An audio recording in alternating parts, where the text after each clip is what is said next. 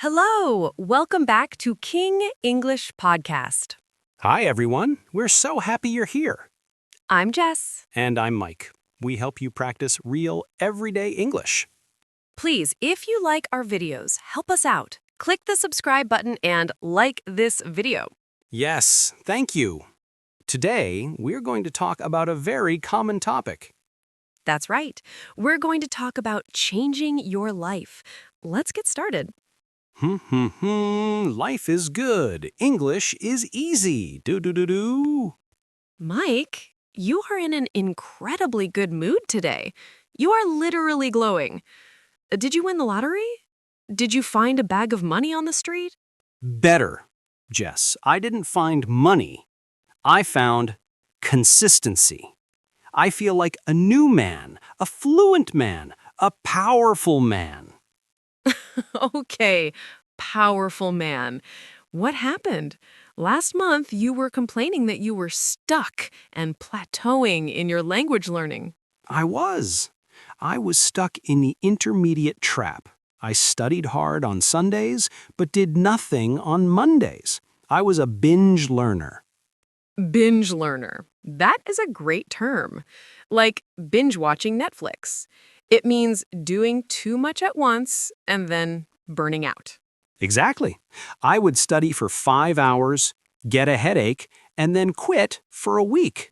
But then, I read a book about atomic habits, and I realized I was doing it all wrong. I didn't need big study sessions. I needed micro habits. The philosophy of small is big. This is the secret, Mike. Most people fail because they try to change everything overnight.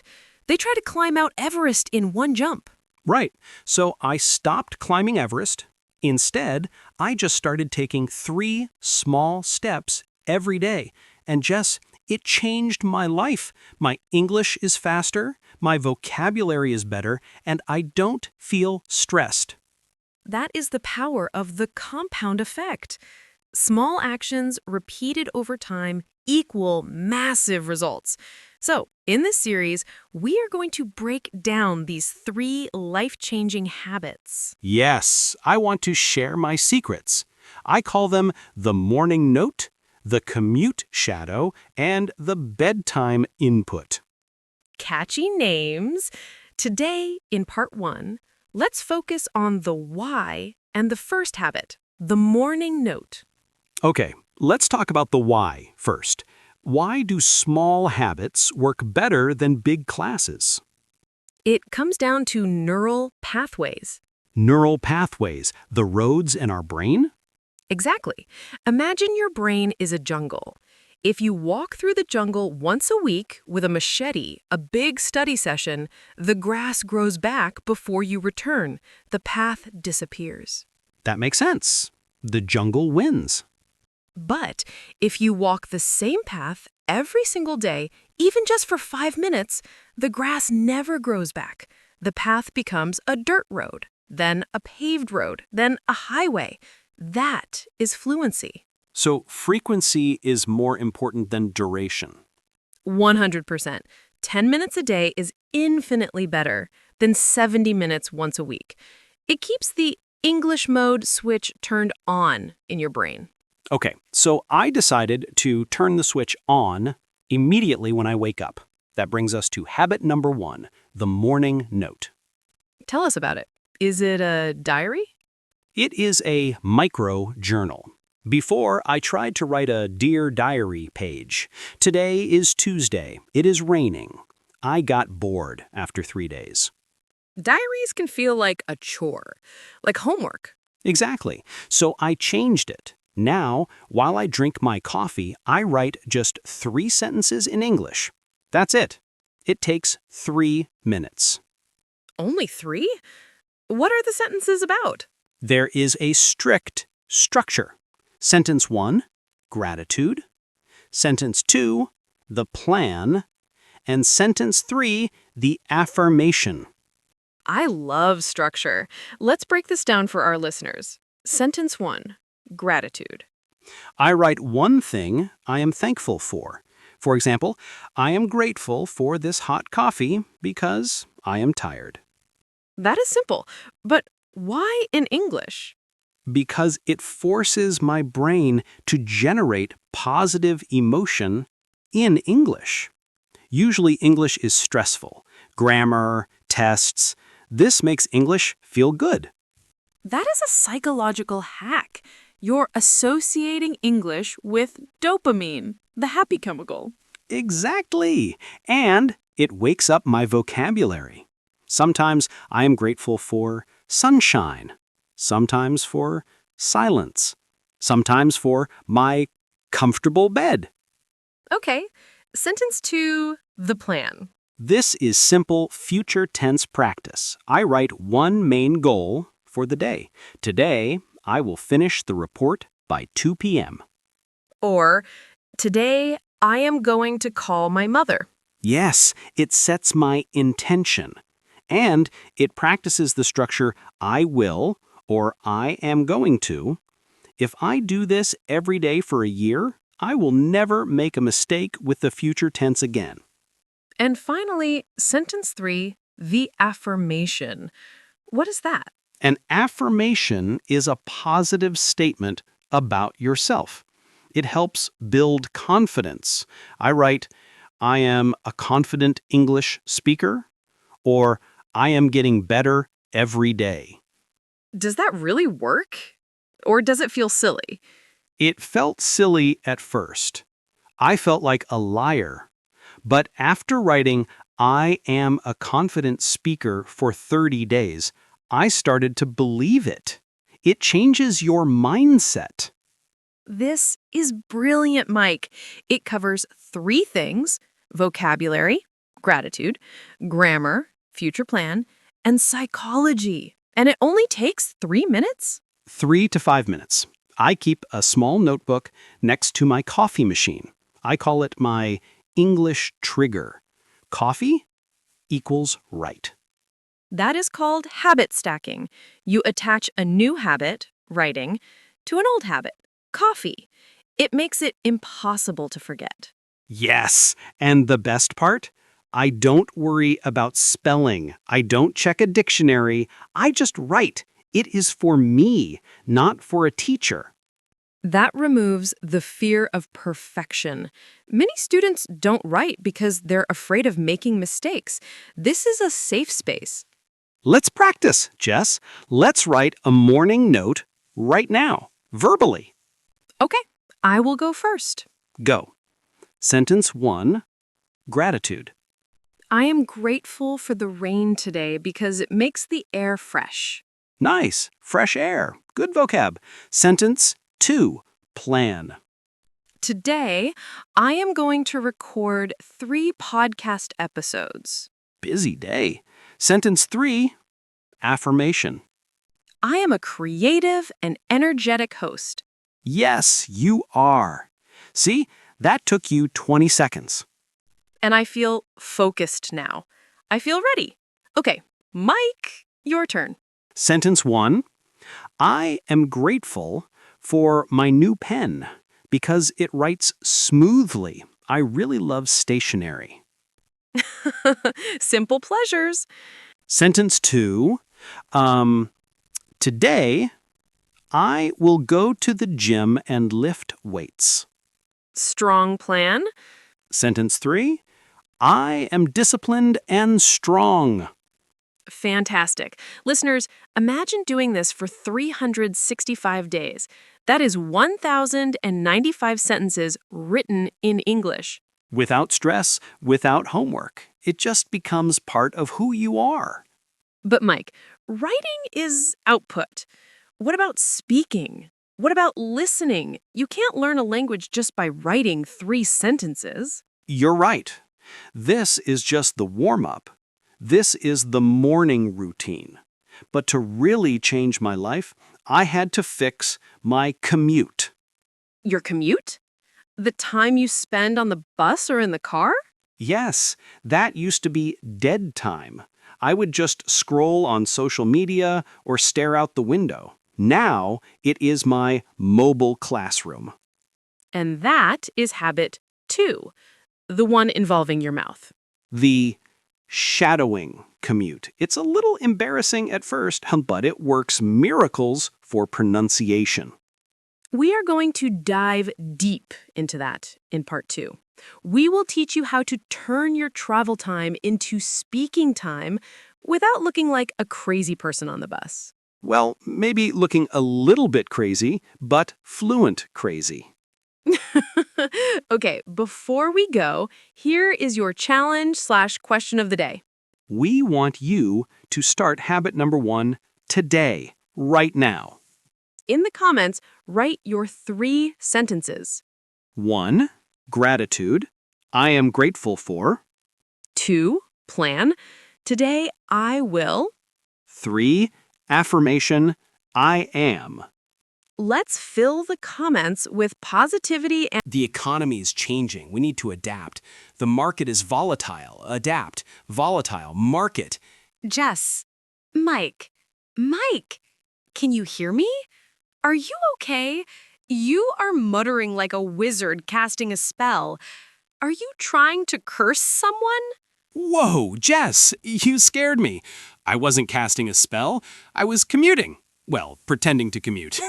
You were commuting sitting in a chair? And why were you whispering about the volatile market? You sounded very serious. I was practicing habit number 2, the commute shadow. In part 1, we talked about writing in the morning note. But habit number 2 is where the real magic happens. This is how I fixed my speaking. Ah, yes, you mentioned this. Turning dead time into speaking time. But Mike, honestly, what you were doing just now looked a little crazy. I know, and that is the biggest barrier. People are afraid to look crazy. But let me ask you, Jess, how many hours a week do people spend on a bus, train, or in a car? A lot. Maybe 5 to 10 hours a week? Exactly. That is 40 hours a month.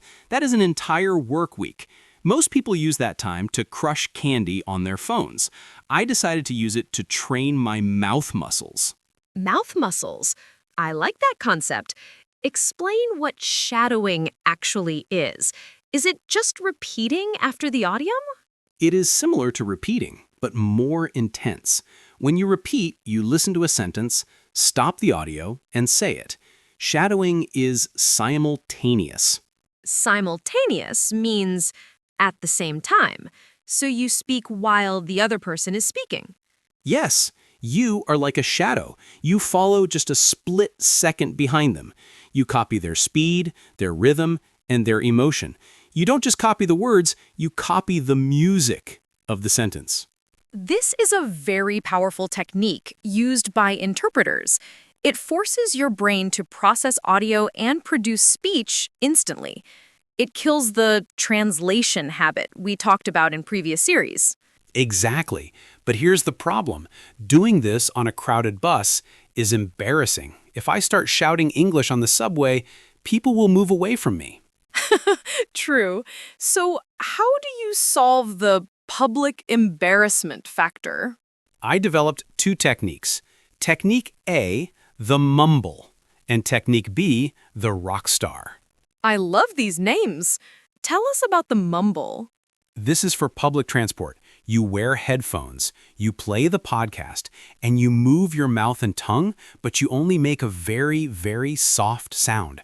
Sub-vocalization. Sub-vocalization. Speaking in your throat. Yes, like I was doing earlier. The market is volatile.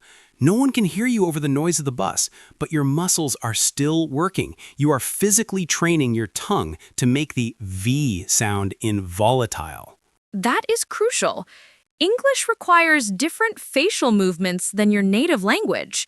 If you don't train the gym of your mouth, you will stumble. Exactly.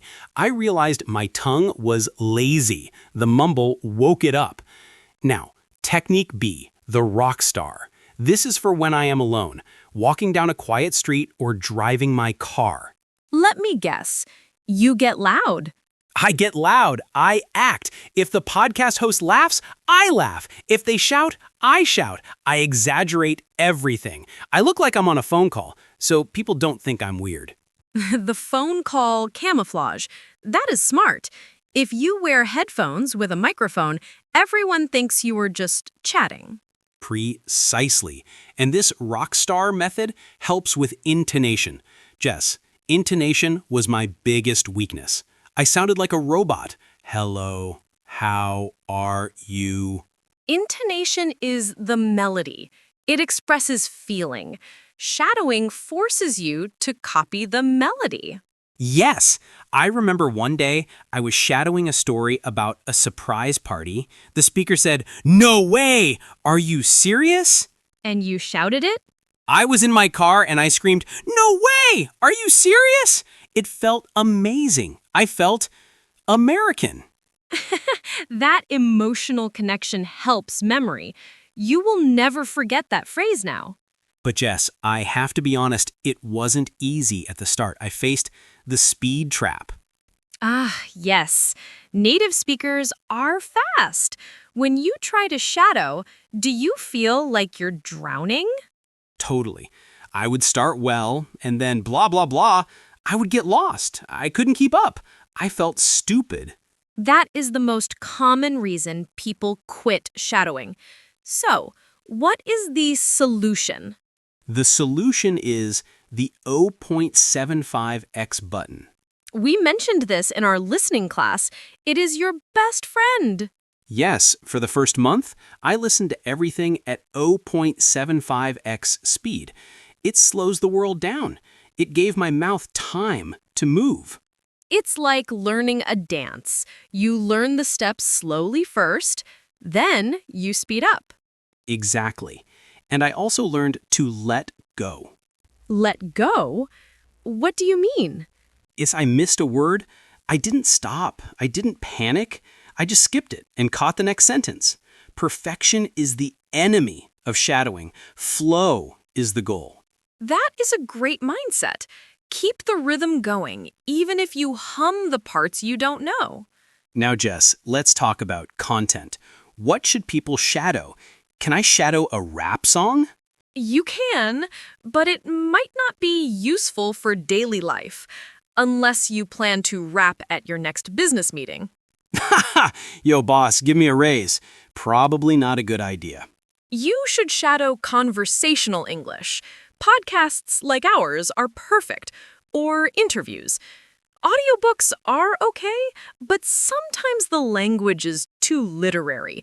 Like, he gazed out the window. I prefer interviews because people use fillers like, actually. Shadowing those makes you sound very natural. Yes, learning where to put actually is a game changer. So, Mike, let's do a live demo.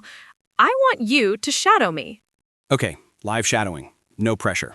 I will speak normally. You repeat just behind me. Ready? Ready.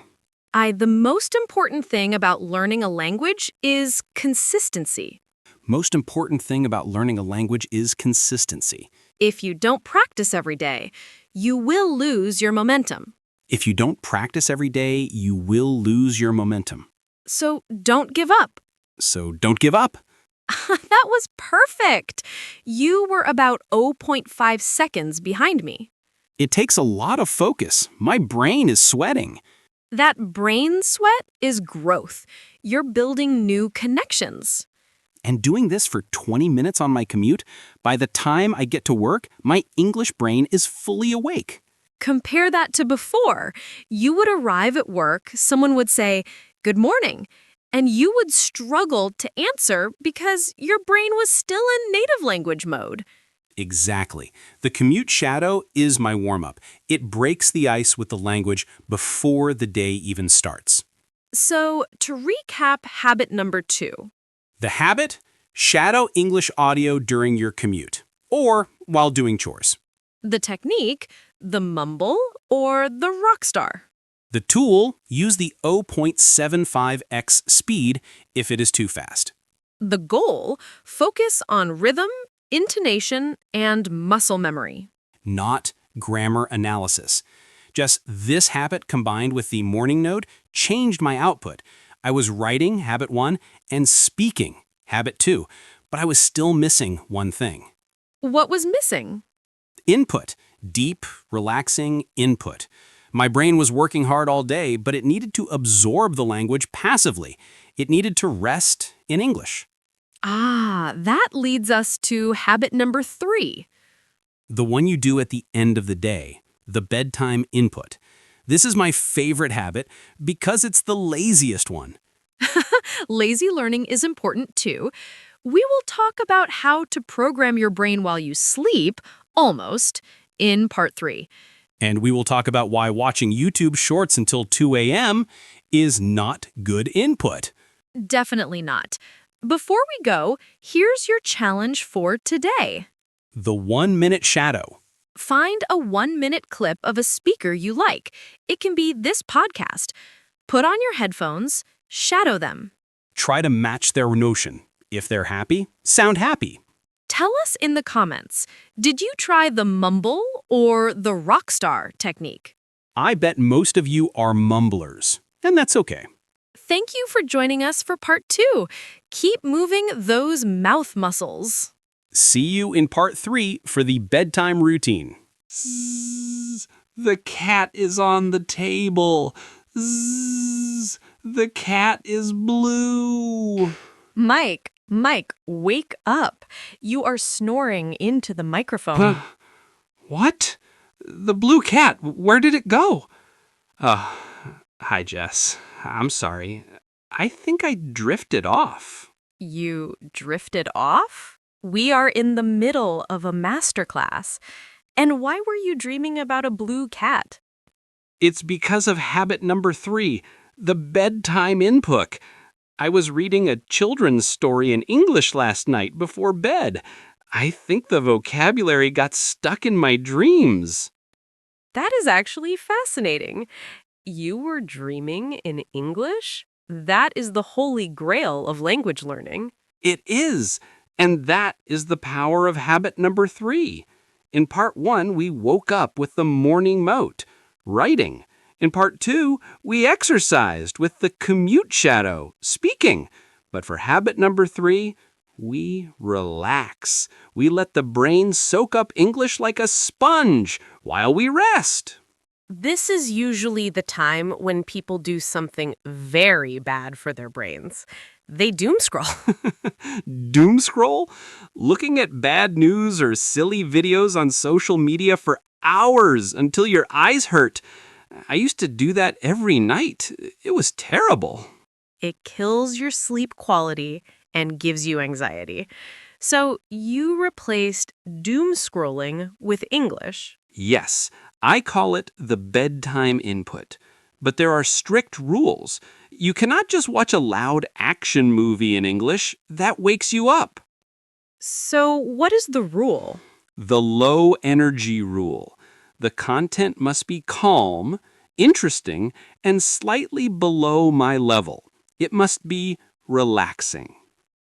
I understand. This aligns with the concept of comprehensible input. If it is too hard, your brain stresses out. If it is too easy, you get bored. It needs to be the Goldilocks level, just right. Exactly. I use 2 main tools, graded readers and sleep stories. Let's talk about graded readers. I love these. They are novels written specifically for language learners, right? Yes, they take famous books like Sherlock Holmes or Dracula and rewrite them using simpler vocabulary. So you can enjoy the story without looking at a dictionary every 5 seconds. That flow is crucial for bedtime. If you have to stop to check a word, you wake up your analytical brain. We want the creative brain. Exactly. I read a level 3 graded reader. I understand 95% of the words. It makes me feel smart. And because it is a story, my brain creates pictures. And that is why you dreamed of the blue cat. Your brain was processing the images from the text. Science says that the last thing you think about before sleep is what your brain consolidates or saves during the night. Consolidation. That is when short-term memory becomes long-term memory. So, if you read English for 15 minutes before sleep, your brain practices English for 8 hours while you snore. It feels like cheating. I'm learning while sleeping. It's the laziest and best habit ever. Now, what about sleep stories? Are those podcasts? Yes, there are podcasts designed to make you sleep. They tell very boring stories in a very soft voice. The boat is floating on the lake. The water is calm. That sounds incredibly boring. That's the point. It stops my mind from racing, but I'm still hearing English grammar structures. I'm hearing floating, calm, water. It's subconscious learning. So, for our listeners who have trouble sleeping, this is a double win. You cure insomnia and learn English. Exactly. But Jess, I have to warn people about the blue light trap. Ah, yes. If you read on your phone, the blue light wakes you up. I made that mistake. Now I use a physical book, paper, or an e-reader like a Kindle with the light turned down. No bright screens. That is a very important detail. So, Mike, let's look at the big picture. You have implemented these 3 habits for 90 days now. Yes, for 90 days. Let's review the daily schedule of a successful English learner. 7 a.m. Coffee plus the morning note. Output, writing. I set my intention for the day. 8:30 a.m., the commute and the shadowing. Speaking/pronunciation. You warm up your mouth muscles. 10 p.m. Bed and the bedtime input. Input, reading. I let the language soak in and consolidate memory. And the total time? Morning note, 5 minutes. Commute, 20 minutes. Bedtime, 15 minutes. Total, 40 minutes a day. 40 minutes a day is 240 hours a year. That is almost like a full-time university course. But it doesn't feel like study. It feels like life. That's why I say I changed my life, not I studied hard. That is the difference between students who quit and students who become fluent. Lifestyle integration. Jess, I noticed one more side effect. I'm happier. Happier? Yes. The morning note makes me grateful. The shadowing makes me confident, like a rock star. And the bedtime reading makes me calm. English used to be a source of stress. Now it's my source of joy. That is beautiful, Mike. You stopped fighting the language and started living with it. And I'm saving money. I don't buy expensive textbooks anymore. I just buy graded readers and coffee. The coffee and books diet. Highly recommended. Now, Mike, do you think these habits are hard to start? Honestly, the first week is hard. You will forget. You will want to scroll on TikTok. You will want to listen to music on the bus. So, what is your advice for the first week? Don't break the chain. Use a calendar. Put a big X on every day you do the habits.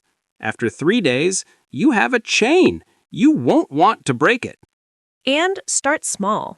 If 3 habits are too many, pick one. Yes, pick the morning note. It's the easiest. Once you master that, add the shadowing.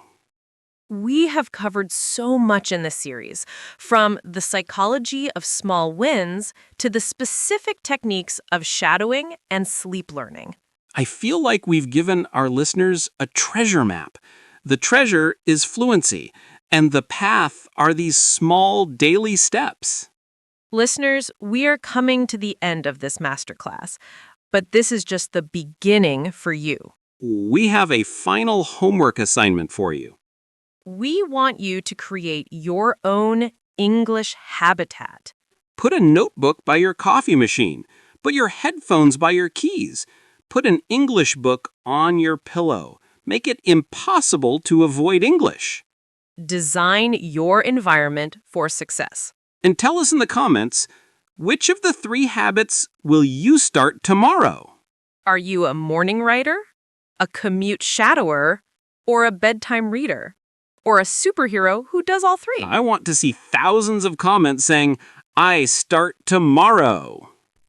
Thank you so much for joining us on this journey, Mike. It has been inspiring to hear your story.